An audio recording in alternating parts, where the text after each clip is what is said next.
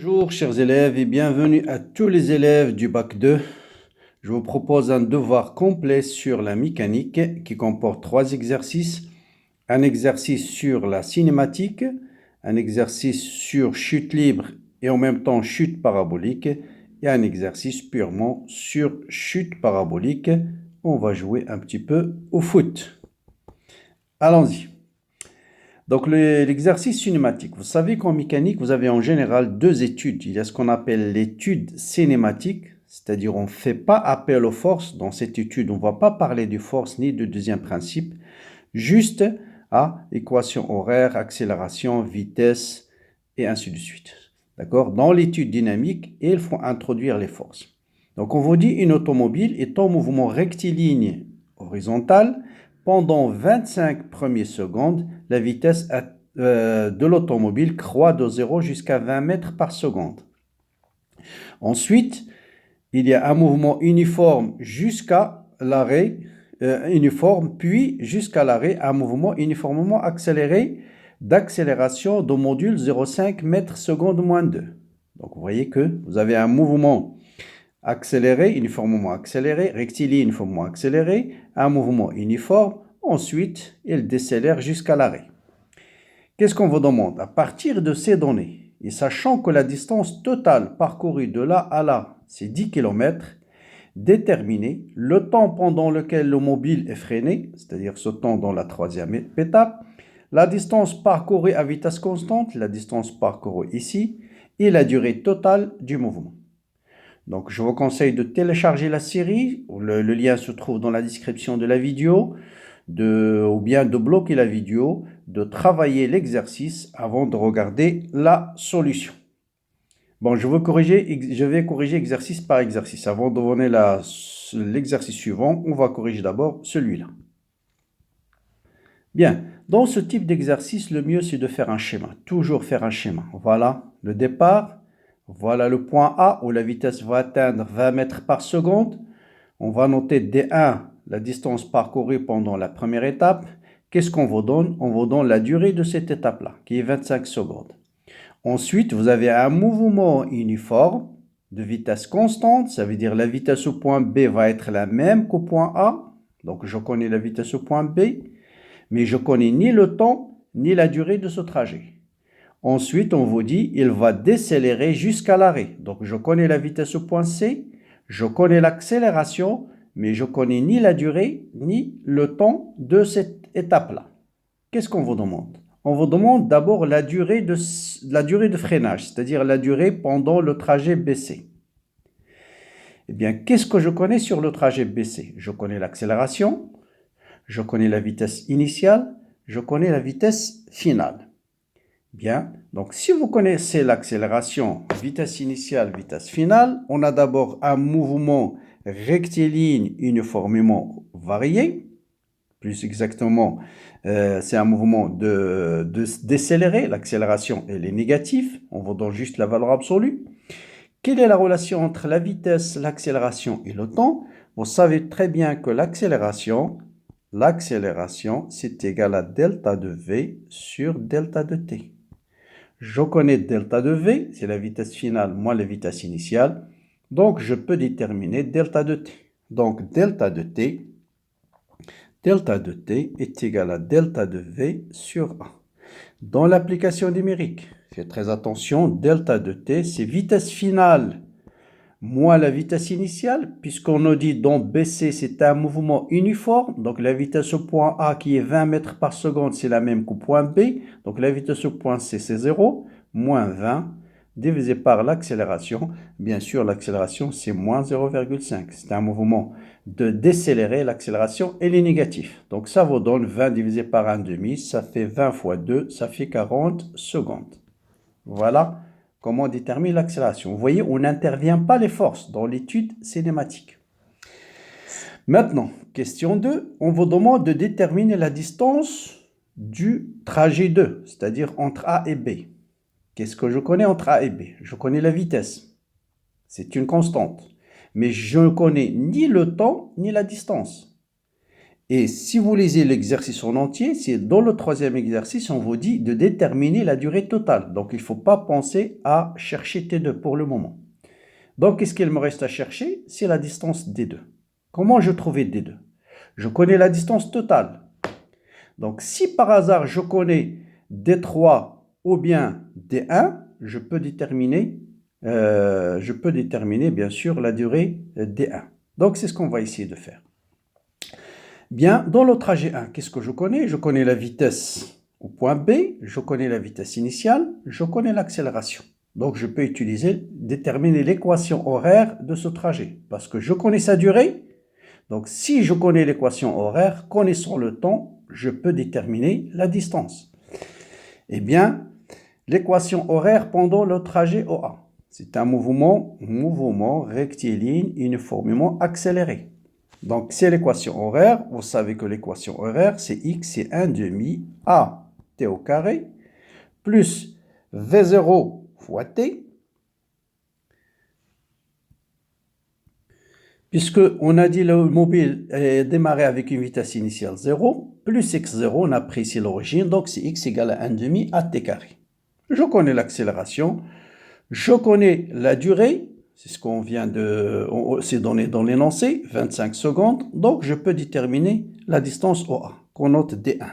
Donc, D1 est égal à 1 demi A fois T carré. Donc, A, c'est 10. 10 sur 2, c'est 5. Oui, mais A, c'est quoi A? Bon, 1 demi a t carré, c'est quoi A? Il faut d'abord déterminer l'accélération. Même chose, je connais la vitesse finale. Donc l'accélération, c'est delta de v sur delta de t. Je connais la variation de la vitesse entre 0 jusqu'à 20, donc jusqu'à 20 mètres par seconde. Et je connais delta t, c'est 25 secondes. Donc ça me donne 0,8 mètres seconde moins 2. Voilà, donc je connais l'accélération, je connais le temps 25, je peux remplacer ici, donc D1 égale à 1 demi fois 0,8 fois 25 au carré. Et ça vous donne une distance D1. D1, c'est, sauf erreur, ça va être de 250 mètres. Voilà, donc je connais la distance D1. Comment déterminer D3? Donc là, c'est facile. Je peux utiliser la relation indépendante du temps, puisque je connais la vitesse initiale, la vitesse finale et l'accélération.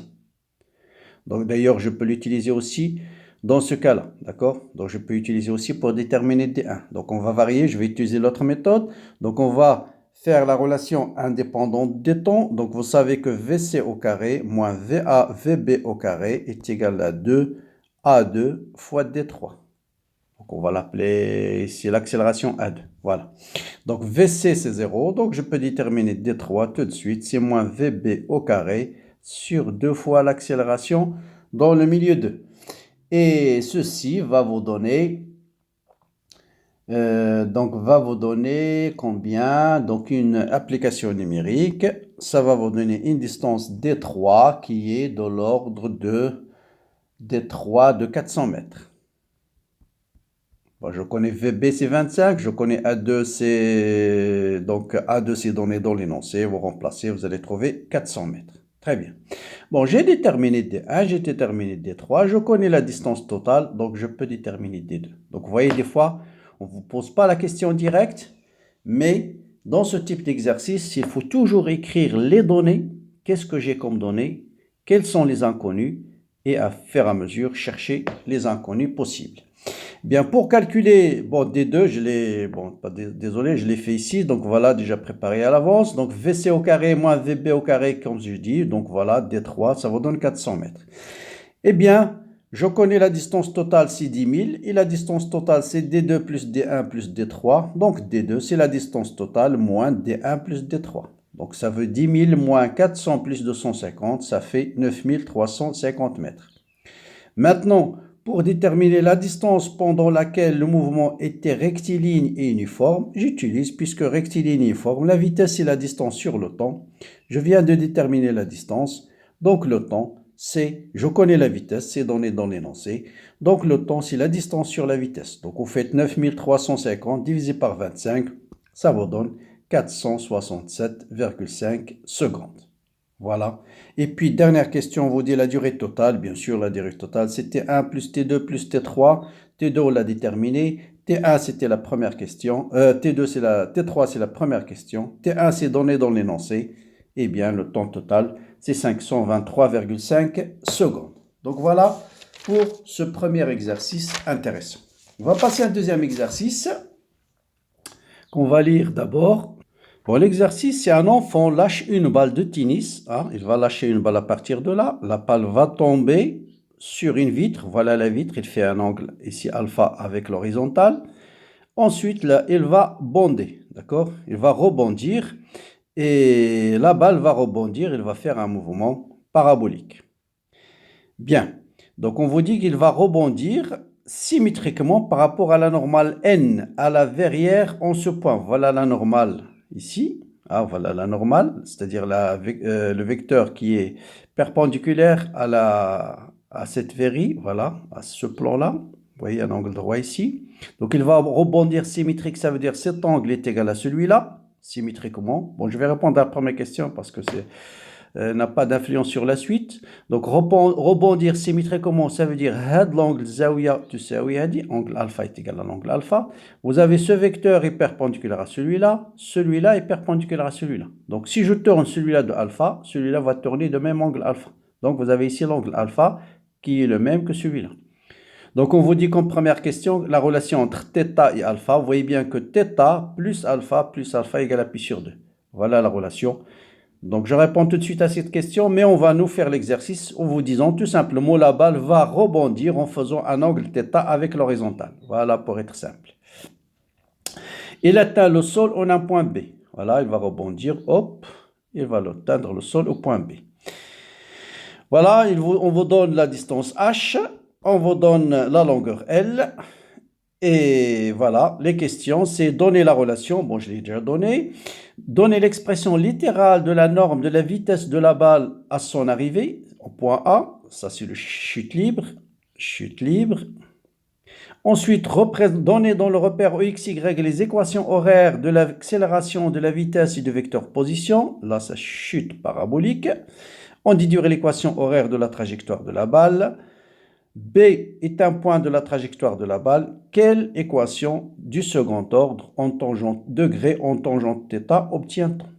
Bien, allons-y donc. Pour cet exercice, on va commencer par chute libre.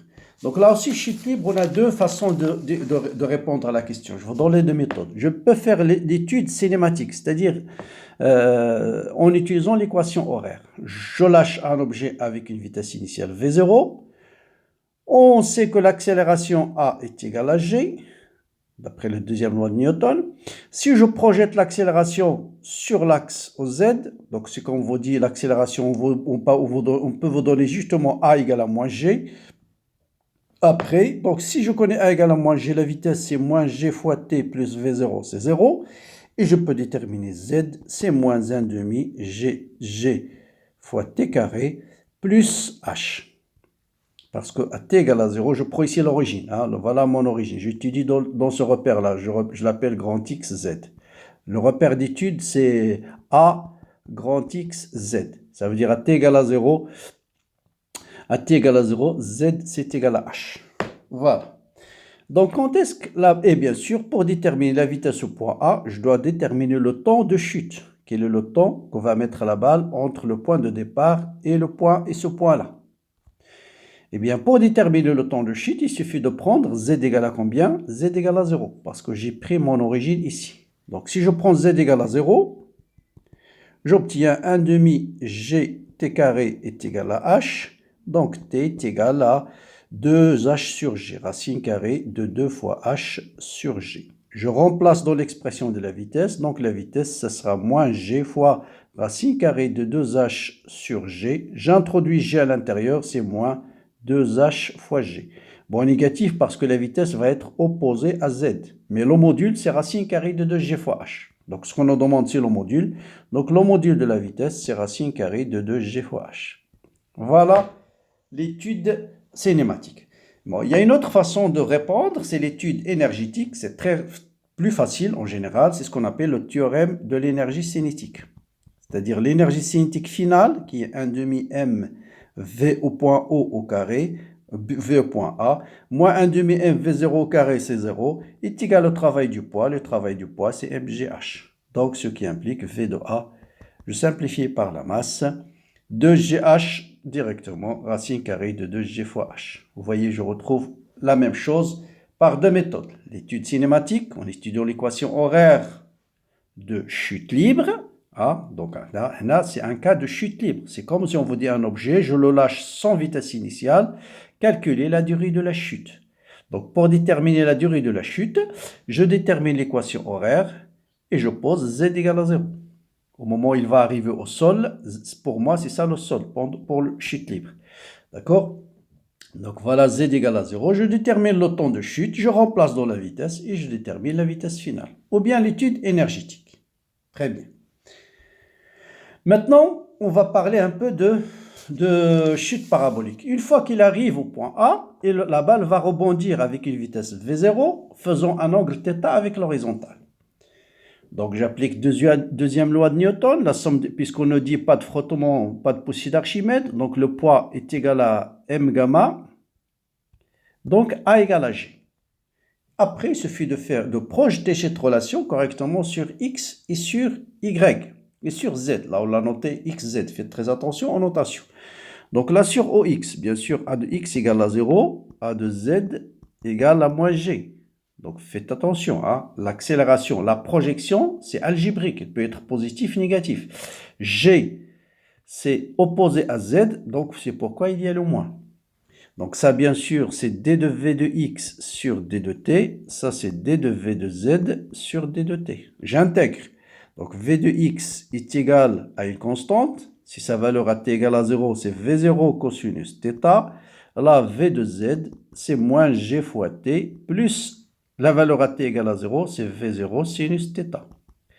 Donc les projections de v sur l'axe des x, côté adjacent, c'est cosinus, côté opposé, c'est sinus. J'ai bien signalé ça dans une vidéo précédente. Bien. Donc, ensuite, je peux déterminer z, ici x, bien sûr, x égale à v0 cosinus θ fois t plus x0, et à t égale à 0, x, on va le prendre ici, bien sûr, x, oui, il faut préciser le repère d'étude ici. Bon, j'ai déjà précisé, puisque je projette sur OX au Z, le repère d'étude, c'est bien sûr OX au Z.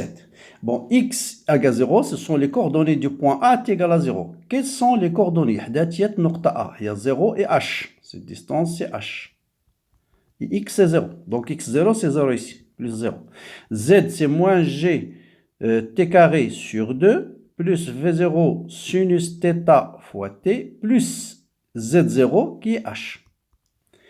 Bien, pour déterminer l'équation de la trajectoire, bien sûr, qu'est-ce qu'il faut faire? Il faut éliminer le temps. Donc, on va éliminer le temps, ici, en calculant ici t. Donc, t, c'est égal à x sur V0 cosinus θ.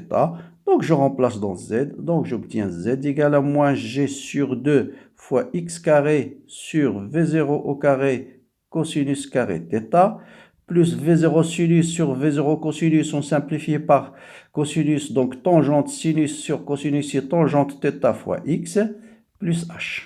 Voilà l'équation horaire de la trajectoire. Très bien. Question suivante. Équation horaire de la trajectoire. Équation horaire de l'accélération et de la vitesse du vecteur position, c'est fait. L'équation de la trajectoire de la balle, c'est fait. Maintenant, au point B, on vous dit, au point B, la balle passe par le point B. Quelle est l'équation vérifiée par tangente? Bon, là, il suffit de dire équation vérifiée par tangente. Quelles sont les coordonnées du point B? Les coordonnées du point B, ce sont 0 et quoi? 0 et, et L. Donc, 0 et grand L. Donc, le point B, 0. Et donc, il suffit de dire 0 et L appartient à l'équation de la trajectoire. Ça veut dire, donc, L, pardon, c'est L0. contraire, x est égal à L et z qui est égal à 0. Donc, on va mettre z ici, on va remplacer z par 0, x par L. Donc, ça sera 0 est égal à moins g sur 2 fois L au carré sur V0 au carré multiplié par multiplié par cos carré, bien sûr, cos carré θ, plus L fois tangente θ, plus H. Voilà, après, bien sûr, pour faire apparaître l'équation vérifiée par tangente, on le dit par tangente, donc vous savez que la relation 1 sur cos carré θ est égale à 1 plus tangente carré θ. Donc, je remplace, donc je vais obtenir moins g sur 2 L au carré sur V0 au carré facteur de 1 plus tangente carré θ plus L fois tangente θ plus H égale à 0. Bon, voilà l'équation vérifiée par tangente carré, par tangente θ. Bien, je passe à l'exercice 3. On va jouer un petit peu au foot. Exercice très intéressant, surtout faites attention, il ne faut pas apprendre par cœur. Là, on voit notre alpha, c'est l'angle entre V0 et Z. Donc, il faut faire attention aux projections. Bien, on va lire l'exercice. Donc, on vous dit, on se propose d'étudier la trajectoire du centre d'inertie d'un ballon de foot. Le ballon quitte t égale à 0 le pied d'intérieur. Voilà, hop, il a tiré. Voilà le mur. La balle fait un angle alpha avec l'axe OZ. D'abord, montrer que le mouvement se fait dans le plan XZ. Ensuite, établir l'équation cartésienne en fonction de V0, G et alpha 0. On déduire la nature du mouvement. Le tir est en fait arrêté par le haut du mur, dressé par l'équipe inverse. Le mur est situé à une distance D. À sa hauteur et calculer la vitesse initiale. On vous dit que lorsque la balle est hop, voilà le mur, c'est la tête de ce joueur qui a arrêté la balle. Donc, connaissant ces données-là, connaissant petit d, déterminer la valeur de V0. Voilà, déterminer le temps mis par celui-ci pour atteindre le mur, c'est-à-dire pour la balle. Établir l'équation en fonction de G, H et V0, l'expression de la vitesse V1 de G en haut du mur. Faites très attention ici, V1, ce n'est pas le sommet de la trajectoire. La balle, il continue son chemin, hop. Au moment où il arrête le mur, il va avoir une vitesse V1. Donc là, il a arrêté, et bien sûr, en surpoids, il va avoir une vitesse V1 qui fait un angle alpha 1. Là aussi, faites attention aux trajectoires. L'expression de V1, on veut dire de déterminer la valeur de V1, de G en haut du mur, calculer sa valeur numérique. Là aussi, je vais faire une étude cinématique, une étude énergétique. La vitesse de V1 fait un angle alpha 1 avec l'axe OZ. Exprimer sinus alpha 1, sinus alpha 0. On déduire la valeur de alpha 1. Si le tir n'est pas contré, ça veut dire vous avez la balle a dépassé le mur, à quelle distance il va tomber. Donc, exercice très intéressant. Je vous conseille de fixer la vidéo. Essayez de faire votre propre recherche. Bien, montrons que le mouvement se fait dans un plan. Pour montrer que le mouvement se fait dans le plan XZ, il faut montrer que Y égale à 0. C'est-à-dire Y égale à 0. Bien. D'abord, dans ce type d'exercice, toujours noter les conditions initiales. On aura toujours besoin. Donc, vous voyez bien la vitesse dans ce cas-là. La projection sur l'axe des X, c'est le côté opposé. Ce n'est pas le côté adjacent, c'est le côté opposé. Et le côté opposé, c'est V0 fois quoi? V0 fois quoi? Fois sinus. Sinus alpha 0. Alors que V0Z, c'est le côté adjacent. Côté adjacent, c'est le cosinus. C'est V0 cosinus alpha 0. Bien sûr, on va faire le repère dans l'étude dans le repère XZ. Donc X0, c'est 0. Et Z0, c'est 0. Voilà le premier point. Bien. Pourquoi le mouvement se fait dans le plan? Bon, il suffit de projeter l'équation fondamentale de la dynamique. La somme des forces est égale à m gamma. Donc, vous avez comme seule force le poids. Donc, vous avez toujours A est égal à G. On va projeter cette relation sur l'axe des Y. Bon, l'axe des Y, c'est l'axe qui est perpendiculaire à l'axe des X. Donc, bien sûr, G a une projection uniquement suivant Z. Donc, on va dire AY égale à 0. Ce qui implique Vy égale à une constante, mais la vitesse n'a de composante que sur X et sur Z. Il n'a pas de composante sur Y, donc Vy égale à 0. Puisque Vy égale à 0, ce qui implique Y égale à une constante, et puisque AT égale à 0, là aussi Y égale à 0, ce qui implique Y égale à 0. Donc, quel que soit T, on aura toujours Y égale à 0. Ça veut dire le mouvement va se faire dans le plan XY, ce qui implique mouvement dans le plan OXZ, parce que Y égale à 0. Bien. Équation de la trajectoire. Là, vous allez maintenant faire tout seul vous-même. Là, il faut faire juste la projection. Donc, bien sûr, vous avez toujours A est égal à G. Projection sur OX, vous avez V0X, AX, bien sûr, AX d'abord, AX égale à 0,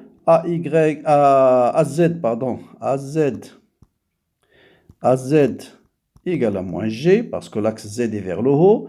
Donc, Vx égale à V0. Voilà, je reviens en condition initiale, c'est V0 sinus alpha 0. Et Vz égale à moins G fois T plus V0, cette fois-ci cosinus alpha 0. Bien, qu'est-ce qu'on va déterminer encore? On va déterminer X est égal à V0 sinus alpha 0 fois T. Et Z égale à moins 1 demi gt carré plus V0 cosinus alpha 0 fois T plus 0. Voilà, on peut déterminer l'équation de la trajectoire, bien sûr. Donc Z, je cherche le temps ici, je le remplace. Donc ça, vous connaissez maintenant par cœur. Moins 1 demi gt, c'est X au carré sur V0 au carré sinus carré alpha 0 plus V0 avec V0 va se simplifier. Donc cette fois-ci, c'est cosinus alpha 0 sur sinus alpha 0 fois X. Voilà l'équation de la trajectoire. Bien. Quel est le temps? On a déterminé l'équation de la trajectoire. Quel est le temps que va mettre la balle pour atteindre le mur? Qu'est-ce qu'on connaît? On connaît la distance. On connaît les coordonnées du point. Donc voilà la balle. Je reprends. Je connais donc la balle, on va dire, voilà le mur. Et la balle va atteindre le mur ici. Ça veut dire je connais les coordonnées de ce point qui sont H et D. X, donc 6, et H, c'était 1, je ne sais pas combien. H, d'accord? Mais c'est donné dans l'exercice. 1,95. Voilà. Donc, je remplace tout simplement le temps pour atteindre le mur. T1. Donc, je remplace...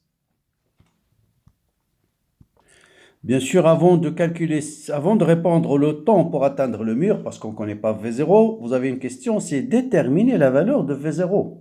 Et pour déterminer la valeur de V0, je reviens bien sûr à l'équation de la trajectoire. Je connais G, bien sûr, je connais alpha 0. Donc, qu'est-ce qu'il me reste? Si je connais X et Z, je peux déterminer V0. Donc, en ce point, je connais X, c'est 6. Je connais Z, c'est 1,95. Donc, je remplace dans cette équation pour déterminer V0. Donc, on va écrire si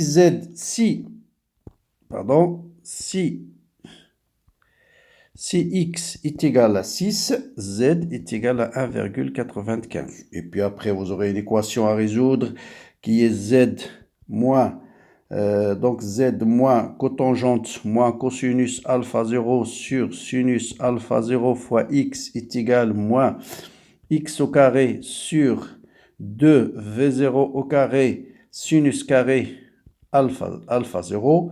Donc, je vais déterminer V0 au carré. Donc, V0 au carré, c'est égal.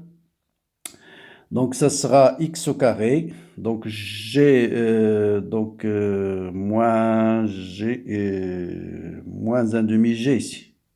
Donc, ça sera G fois X au carré sur, donc je ramène V0 de l'autre côté et je divise par ça. Et ce signe, moi, je vais changer ce qu'il y a à l'intérieur de la parenthèse. Donc, ça sera cosinus alpha 0 sur sinus alpha 0 fois x moins z. Qu'est-ce qui me reste ici? Qu'est-ce qui me reste? Il me reste bien sûr le 2. Et il me reste sinus carré alpha 0. Donc, sinus carré alpha 0. Sinus carré alpha 0. Voilà. Donc, vous remplacez et ça vous donne V0. C'est égal, donc je peux introduire sinus carré ici. Ou sinon, donc voilà, je peux, donc racine carrée, allez, on va dire tout de suite, racine carrée de g fois x carré sur 2. Donc sinus carré avec sinus va se simplifier. Donc il va rester sinus cosinus avec ce facteur 2. Je vais l'introduire 2 fois sinus cosinus, c'est sinus 2 alpha 0 fois x moins z sinus carré alpha 0 2 fois z. Bon, vous pouvez remplacer maintenant par l'application numérique. Je vous laisse le soin de le faire. Application numérique, vous allez trouver V0 égale... Bon, j'ai fait bien sûr les calculs à l'avance. Donc V0 c'est combien?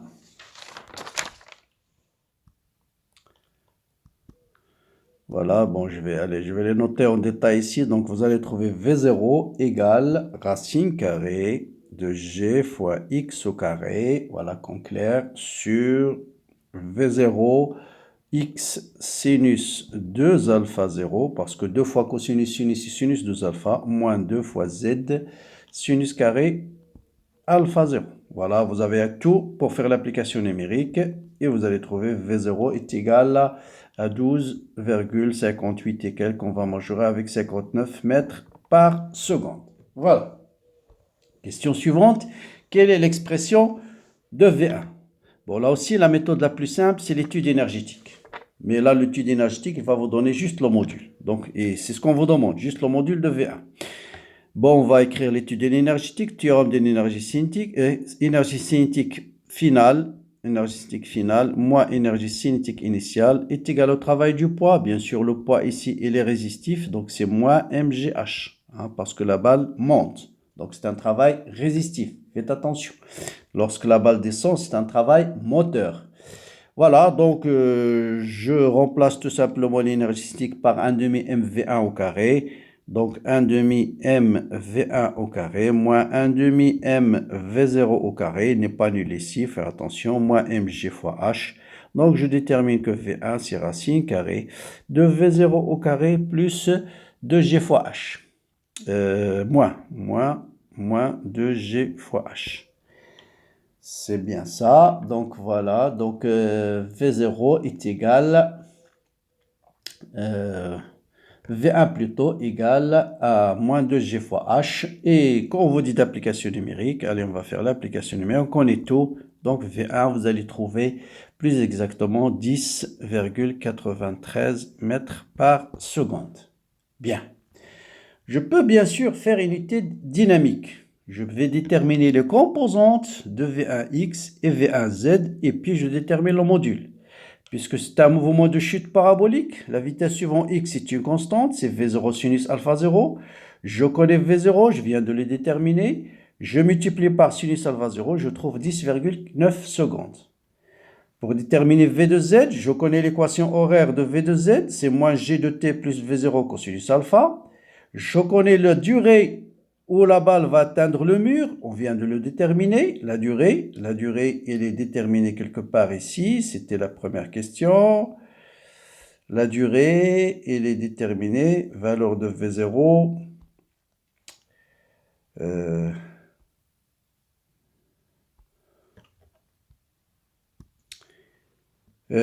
Oui, j'ai pas calculé la durée, donc j'ai sauté une question. Vous voyez, il me manque ici. Allez, je reviens tout de suite sur la durée d'abord. Donc, durée, calcul de T1, calcul de T1, c'est-à-dire la durée où le temps va arriver au sommet de mur. On connaît bien sûr la distance entre le mur et l'origine, et je connais l'équation horaire, c'est V0 fois sinus alpha 0 fois T. Donc si x est égal à 6, T est égal à T1. C'est le temps au bout de lequel la balle va arriver au sommet de mur. Donc je vais déterminer T1, c'est 6 divisé par V0 sinus alpha 0. Bon, j'ai oublié cette question. Et ça vous donne 0,55 secondes. Et c'est celle-là qu'on va mettre ici, 0,55 secondes. Vous connaissez V0, vous allez trouver 0,79. Maintenant, je connais V de x, je connais V de z. Bien sûr, le module, c'est racine carrée de Vx au carré plus Vz au carré. Et je trouve exactement 10,93. Voilà, très bon exercice. Bien. Calculer la valeur de V0 si la balle est arrêté par le mur. Bon, là, ça c'est déjà fait, hein. J'ai répondu déjà à cette question. Étude énergétique, non? Qu'est-ce que j'ai calculé avant? Voilà, c'est déjà fait. Bon, vous voyez que j'ai sauté, j'ai pas suivi. Donc là, c'est déjà fait. Ensuite, maintenant, on nous demande de déterminer sinus alpha 1 sur sinus alpha 0. Bon, il suffit d'écrire les composantes de V1x. Donc, c'est V0.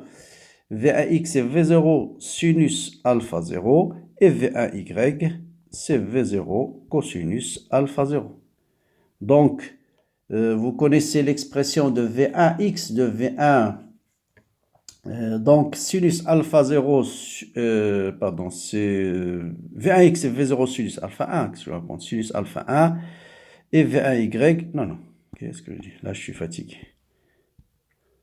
Donc là, c'est une application très importante cet exercice parce que, rappelez-vous, toujours pour un mouvement de chute parabolique, le mouvement suivant l'axe horizontal, l'axe X, donc suivant OX, vous avez un mouvement uniforme.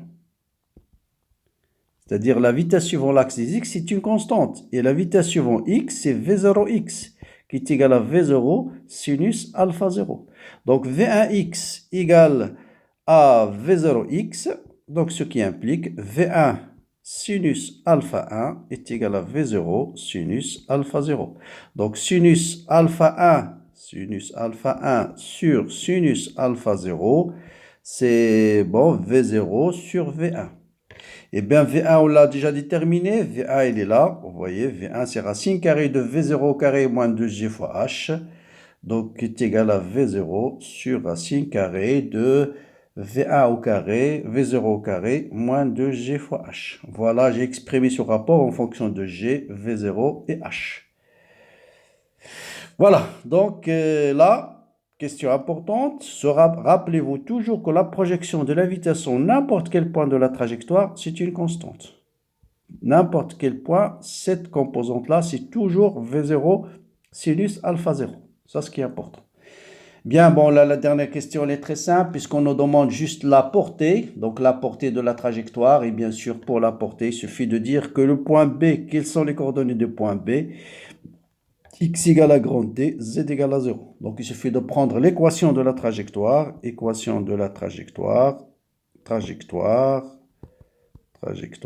poser Z égale à 0.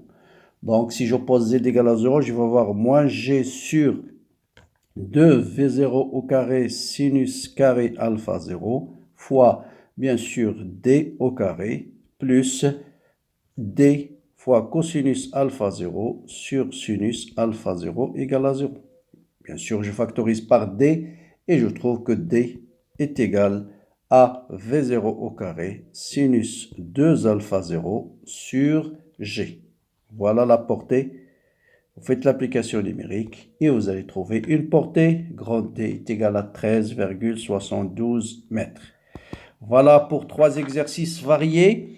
Bon, si cette vidéo vous a rendu un peu service, n'hésitez pas à la commenter, la liker et surtout de la partager avec vos amis. Voilà, sur ce, je vous souhaite bon courage, bonne continuation et à très bientôt.